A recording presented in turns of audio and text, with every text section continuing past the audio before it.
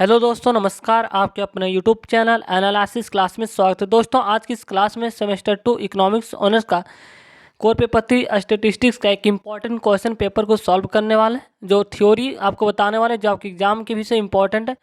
Theory है regression analysis. पिछले video में हमने इसका मैथ के क्वेश्चन पेपर को सॉल्व करवा दिया। अगर आप नहीं देखे हैं तो नीचे डिस्क्रिप्शन बॉक्स के नीचे लिंक दिया हुआ है, आप वहां से भी देख सकते हो। उस वीडियो में हमने रिग्रेशन एनालिसिस से x1y और y1 एक्स का वैल्यू निकालना है। तो ये प्रश्न भी इंपॉर्टेंट है। और दूसरा, अगर आपसे थ्योरी भी पूछ लिया जाए शॉर्ट टाइप में, तो रिग्रेशन एनालिसिस भी पूछा जा सकता है थ्योरी। तो चलिए देखते हैं क्या है रिग्रेशन एनालिसिस। तो आपका क्वेश्चन रहने वाला है, what do you mean by regression analysis, यानी कि रिग्रेशन एनालिसिस से आप क्या समझते हैं और इसके दो प्रतिगमन रेखाएं क्यों होती। दो प्रतिगमन रेखा यानी जो हम सॉल्व किए थे y ऑन x और दूसरा था x ऑन y। तो ये आपसे पूछा है कि दो प्रतिगमन रेखाएं क्यों होती। ये इंपॉर्टेंट प्रश्न है। अगर आपसे थ्योरी में भी पूछ लिया जाए तो रिग्रेशन एनालिसिस पूछा जा सकता है शॉर्ट टाइप में या तो लॉन्ग टाइप में भी रह सकता है, क्योंकि यहाँ आपसे 16 मार्क्स का प्रश्न पूछा जाने वाला है। तो चलिए देखते हैं इसका आंसर क्या है। तो रिग्रेशन एनालिसिस क्या है, इसको समझने वाले।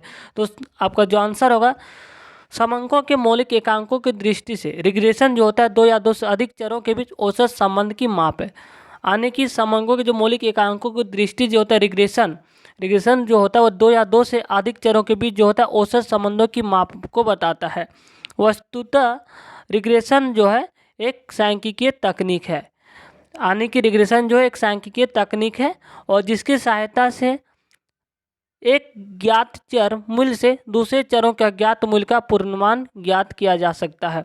बहुत बिल्कुल सही बात है, क्योंकि मान लीजिए आपका x का वैल्यू दिया हुआ है 4 + 3y। ठीक, यहाँ सब समझिए। अगर आपका y का वैल्यू चर, मान लीजिए y आपका चर है जिसका वैल्यू 2 दिया है, तो आप अगर 2 का वैल्यू यहाँ पुट करते हैं यहाँ, तो x इक्वल टू, तो 3 दूना 6 और +4 10। तो अगर आप y का वैल्यू पुट करते तो आपको x का वैल्यू मिल जाता है। इसलिए एक दूसरे पर डिपेंडेंट चर कहलाता है। अगर आप y का एक चर का वैल्यू ज्ञात कर लेते हैं तो दूसरा चर का भी आप ज्ञात कर सकते हैं। ये बात कहा गया इसमें।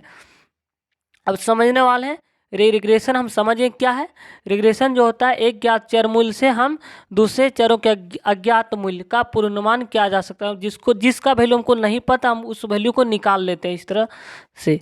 तो चलिए अब समझते हैं प्रतिगमन रेखा क्या है। प्रतिगमन रेखा वही प्रतिगमन रेखा जो हम लोग मैथ में सॉल्व करते हैं, x ऑन y और दूसरा y ऑन x, उसी को प्रतिगमन रेखा कहा जाता है। तो चलिए इसका हम थ्योरी समझने वाले हैं। तो प्रतिगमन रेखा क्या होता है। तो प्रतिगमन रेखा उस रेखा को कहते हैं जो यह बताता है कि एक चर में यदि इकाई परिवर्तन होता है तो दूसरे चर में कितना परिवर्तन होगा, ये आपको बताता है प्रतिगमन रेखा। ठीक है, एक बार हम फिर रिपीट कर रहे हैं कि प्रतिगमन रेखा उस रेखा को कहते हैं जो यह बताया कि एक चर में यदि इकाई परिवर्तन होता है तो दूसरे चर में कितना परिवर्तन होगा, ये प्रतिगमन रेखा बताता है। यदि दो चर विचारगत किए जाए तो दो प्रतिगमन रेखाएं प्राप्त होती है। अगर दो चर विचारगत किए जाए तो इससे हमको दो प्रतिगमन रेखाएं प्राप्त होती है। पहला जो है आपको y ऑन x प्राप्त होता है और दूसरा जो है x ऑन y प्राप्त होता है। जैसे हमने मैथ के क्वेश्चन में सॉल्व किया था, x ऑन y और y ऑन x का वैल्यू निकालने थे। तो चलिए इसके लिए आपको जो फॉर्मूला हम लोग निकाले थे, एक्स वाई ऑन एक्स का जो फॉर्मूला पुट किए थे, y equal to alpha plus beta x, ये आपको शायद याद ही होना चाहिए। और जब x ऑन y का वैल्यू जब निकाले तो हम लोग x इक्वल टू मान पुट किए थे a + by। तो यहाँ से अगर आप वो अल्फा का वैल्यू पुट करते हैं तो आपको बीटा का वैल्यू मिल जाता है। तो चलिए इसी प्रकार आगे देखते क्या है। तो प्रतिगमन का अध्ययन बिंदु जो होता है रेखीय पद्धति द्वारा किया जाता है। प्रतिगमन का जो अध्ययन जो है, यहाँ इंपॉर्टेंट प्रश्न है, यहाँ ऑब्जेक्टिव पूछा जा सकता है कि प्रतिगमन का अध्ययन किसके द्वारा किया जाता है। तो बिंदु रेखीय पद्धति द्वारा किया जाता है। नेक्स्ट है x तथा y श्रेणियों के चर मूल्यों को ग्राफ पेपर पर प्रांकित करने से आपको एक स्केटर डायग्राम प्राप्त होता है। तो आप नीचे डायग्राम है, चलिए आपको दिखाने वाले। तो स्केटर डायग्राम अंकित बिंदु के मध्य से गुजरने वाली दो सर्पयुक्त रेखाएं खींची जा सकती है। इन रेखाओं को प्रतिगमन रेखा कहा जाता है। जब ये रेखा एक सीधी दिशा में गमन करता है तो इन्हें लीनियर रिग्रेशन कहा जाता है। यहाँ एक इम्पॉर्टेंट प्रश्न है, ऑब्जेक्टिव टाइप में आपका प्रश्न बन सकता है कि जब ये रेखाएं एक सीधी दिशा में गमन करती है तो इन्हें कौन सा रिग्रेशन कहा जाता है, तो इसे लीनियर रिग्रेशन कहा जाता है। और जब ये रेखाएं सरलित यानी कि एक कर्व के रूप में होता है तब इसे नॉन लीनियर रिग्रेशन कहा जाता है। अब समझने वाले हैं दो प्रतिगमन रेखाएं क्यों होती है, इस बात को आइए समझते हैं। पहला पॉइंट है इसका रीजन क्या है, इसको समझ लो। तो रिग्रेशन एनालिसिस के लिए दो श्रेणियां ली जाती, ठीक है। जब दो श्रेणियां x और y हो तो औसत संबंध प्रकट करने वाली दो प्रतिगमन रेखाएं होगी। बिल्कुल सही बात है। एक रेखा x का y पर प्रतिगमन होता है। इसके रचना में y को स्वतंत्र तथा x को आश्रित चर माना जाता है, ठीक है। इसके आधार पर y को दिए हुए मूल्यों को समकक्ष x के मूल्य ज्ञात किया जाता है। मान लीजिए फिर वैसा ही आपको समझाने वाले, जैसे x इक्वल टू आपका वैल्यू दिया हुआ है 2x + 4y। अगर आप y का वैल्यू पुट करते हैं तो आपका x का वैल्यू मिल जाता है। तो y का जो वैल्यू है वो x पर डिपेंड करता है, यही बात को यहाँ पे समझाया गया है। नेक्स्ट है इसकी रचना जो है x को स्वतंत्र चर मूल्य तथा y को आश्रित चर मूल्य मानकर ज्ञात की जाती है। इसके आधार पर x के दिए हुए मूल्य के लिए y को सर्वोचित मूल्यों को ज्ञात किया जाता है। दूसरा पॉइंट आपका है कि दो प्रतिगमन रेखाएं होने का दूसरा कारण यह भी है कि प्रतिगमन रेखाएं जो होती सर्पयुक्त रेखाएं होती, जिनकी रचना न्यूनतम वर्ग की मान्यता के आधार पर होती है। न्यूनतम वर्ग रीति के आधार पर खींची जाने वाली रेखाएं होनी चाहिए जिससे विभिन्न बिंदुओं के विचलनों के वर्गों का योग जो होता है न्यूनतम हो। बिंदुओं से रेखाओं तक के विचलनों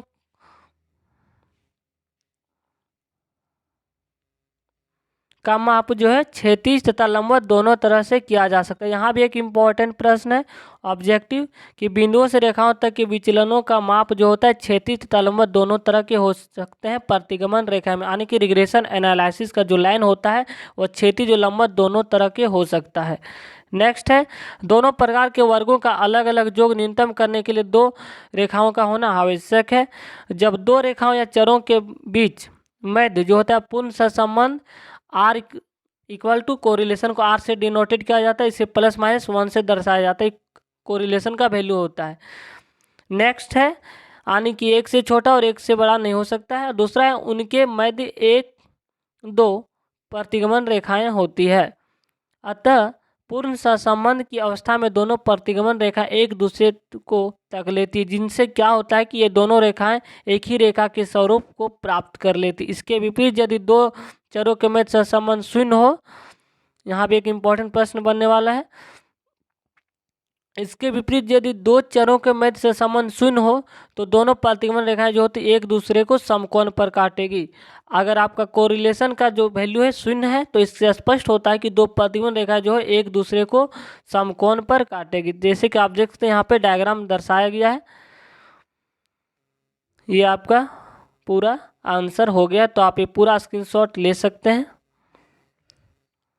अगर वीडियो को पसंद आए तो चैनल को सब्सक्राइब कर लीजिएगा और नेक्स्ट वीडियो आपका आने वाला है कोरिलेशन।